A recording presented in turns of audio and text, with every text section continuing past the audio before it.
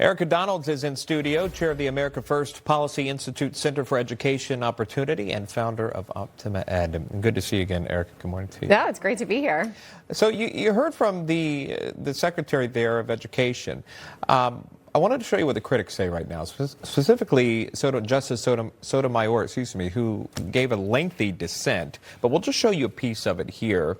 But she argued that this hands the executive branch too much power, risking leaving students without vital federal civil rights protections, loan support, or special needs programs while litigation continues. What is your reaction to that dissent? Well, what we know is that the department has not worked in its core functions for many years. As you know, I was a school board member in Florida. I spoke to parents all of the time who were waiting on the department to respond. And yet, when Linda McMahon, a seasoned executive, came in and evaluated the department, she believed and still believes that at least 1,300 could be cut immediately without any impact on services.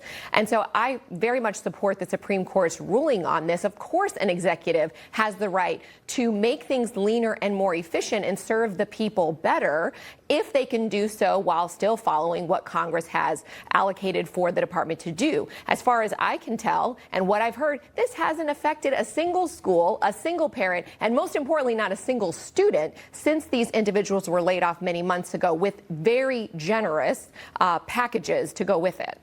We've also heard from the secretary that perhaps they would shift some of the programs to different departments, right? So the labor department's going to take something on, or even the small business association. So is that an option still that would be something new to try, to your point? I mean, actually improve the situation. And even this week, the department announced a partnership with the Department of Labor when it comes to the workforce efforts. You know, the American people have been paying for two different departments to work on workforce readiness in the country. Why should we do that? It just makes sense that the Department of Labor has so much investment into workforce readiness that the preparation for what we need in the workforce is done by the Department of Labor. For example, we've talked about student loans. It does not make sense for the Department of Education to be managing $1 trillion loan portfolio. That belongs in Treasury. SBA has also been mentioned. But where can this be more efficient? The Department of Education was a gift to the teachers' unions. It is not a federal level department. It's not the role of the federal government.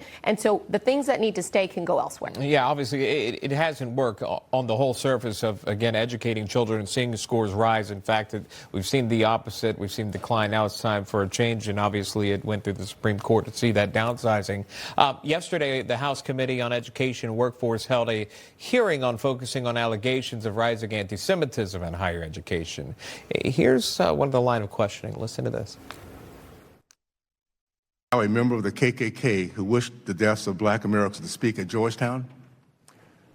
No, but we endeavor to have speakers from many different sides to so KKK member in today's environment, you would invite, you'll give him. No, I don't think we would. We do want to have. This is very specific. This is very This is a hate. You remember what the KKK used to do to black people, right? Yes. Okay. So would you give him the platform to do that? No, I don't believe. Okay. Why would the university would disallow it? Why would the university allow by faculty or students to invite Palestinian anti-Semitic bigots? Representative Owens there, Burgess Owens, is speaking to the president of Georgetown. Very straightforward talk, and really made you think in that moment about anti-Semitism and linking that to who you let speak on your campus. Yeah, excellent job by Representative Burgess and others in that hearing. Infuriating to watch, however, because there is no justification for the hypocrisy that we have seen on these college campuses, where, of course, they would not invite someone who says death to African Americans. And yet there are professors, not just speakers one time, but professors in these institutions of higher education who have said such things about the Jewish people and yet are still employed and sometimes even being praised by those very college presidents. And so it was great. You know, sunshine is often the best disinfectant.